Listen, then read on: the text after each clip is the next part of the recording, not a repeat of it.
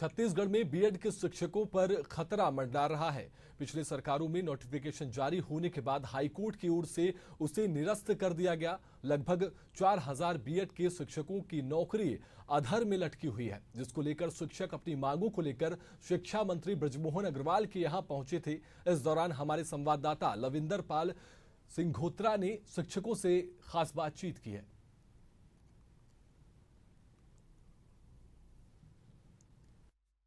BEd के शिक्षक एक बार फिर अपनी नौकरी की तलाश में लगातार जो भटक रहे हैं, वो लगातार मंत्रियों के चक्कर लगा रहे हैं। इससे पहले जब नोटिफिकेशन जारी हुआ था, उसके बाद जो नई सरकार बनी है उनके बाद इन्होंने नौकरी से निकाल दिया गया है।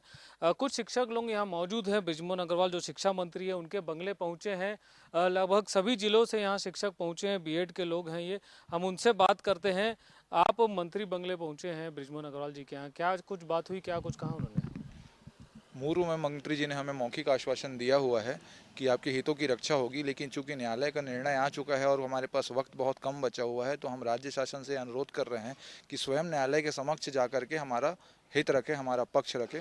क्योंकि एक सरकार का पक्ष रखना अलग बात हो जाती है। तो हम ये चाह रहे हैं कि माननीय मंत्री जी न्यायालय में सरकार स्वयं जाके हमारा पक्ष रखे कि इनकी भर्ती प्रक्रिया पूर्णतः नियमता हुई है। पहले भी सरकार ने इस तरह का जवाब राज्य शासन ने प्रस्तुत किया है।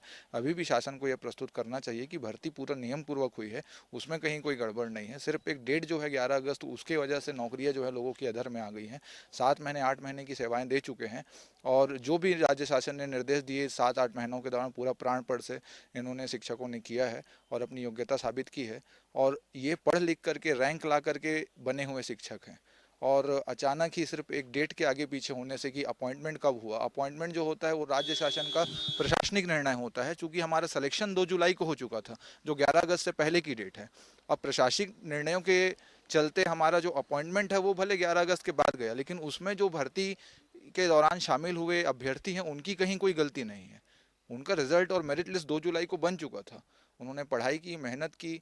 कई जो हैं वो अब जो है दूसरे जॉब को छोड़ के आए हैं और कई जो हैं वो बच्चे उनके हो गए हैं, कई की शादी हो गई है। बहुत मतलब विकट सामाजिक समस्या उत्पन्न हो जाएगी अगर इनकी आजीविका पे प्रश्न खड़ा हुआ। और 4500 के आसपास शिक्षक हैं, उनसे जुड़े हुए परिवारों को देखें तो 20-22 हज़ार लोग सीधे सीधे इससे प्रभावित हो रहे हैं। तो माननीय मंत्री जी से हमारा यही साधारण अनुरोध है कि राज्य शासन जो है न्यायालय के समक्ष जाकर के हमारा पक्ष प्रस्तुत करे।